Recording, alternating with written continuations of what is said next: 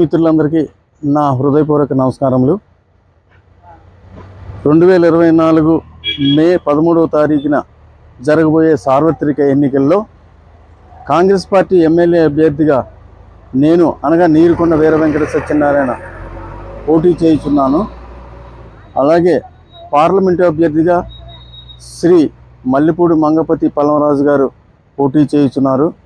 కావున ప్రజలందరూ కాంగ్రెస్ పార్టీకి ఓటేసి కాంగ్రెస్ పార్టీని గెలిపించాలని చెప్పేసి నేను మనస్ఫూర్తిగా కోరుకుంటున్నాను. కాంగ్రెస్ పార్టీ పూర్వం వైభవం గల పార్టీ. ఈ కాంగ్రెస్ పార్టీయే మనకి ఇంతవరకు మనకి స్వాతంత్రం తెచ్చినటువంటి పార్టీ, ఎన్నో ప్రాజెక్టులు కట్టినటువంటి పార్టీ. ఈ పార్టీ మనకి ఎన్నో అభివృద్ధి కార్యక్రమాలని చేసి ప్రజల మనసులను మనగోరింది. కావున ఇటువంటి కాంగ్రెస్ పార్టీని మళ్ళీ బతికించుకోవాల్సినటువంటి ఆవశ్యకత ఎంతైనా ఉంది. ప్రజలు ఈ విషయంలో అన్ని విధాలుగా ఆలోచించి కాంగ్రెస్ పార్టీకి ఓటేసి గెలిపిస్తారని మనస్ఫూర్తిగా కోరుకుంటున్నాను.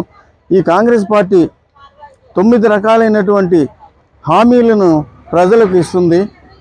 మహిళా మహాలక్ష్మిగా 1,00,000 రూపాయలు ప్రతి కుటుంబానికి, ప్రతి పేద మహిళకు 1,00,000 రూపాయలు అందించేలాగా ఒక పథకాన్ని రూపొందించారు. అలాగే రైతులకు 2,00,000 రూపాయలు రుణమాఫీ చేయడానికి కూడా ఈ పార్టీ కట్టుదిట్టంగా ప్రణాళిక చేసింది. అలాగే రైతులకు సంపూర్ణమైనటువంటి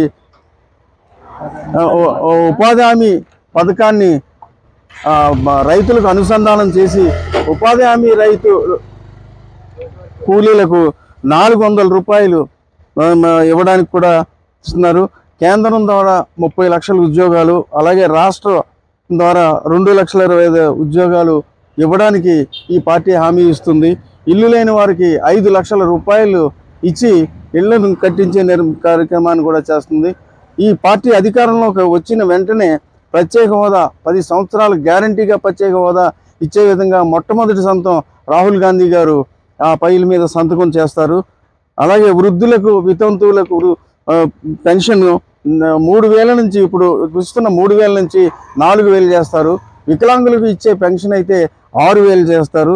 కావున రైతు పెట్టుబడి మీద 50% మద్దతు ధరతో ఈ రైతులకు ఇస్తారు.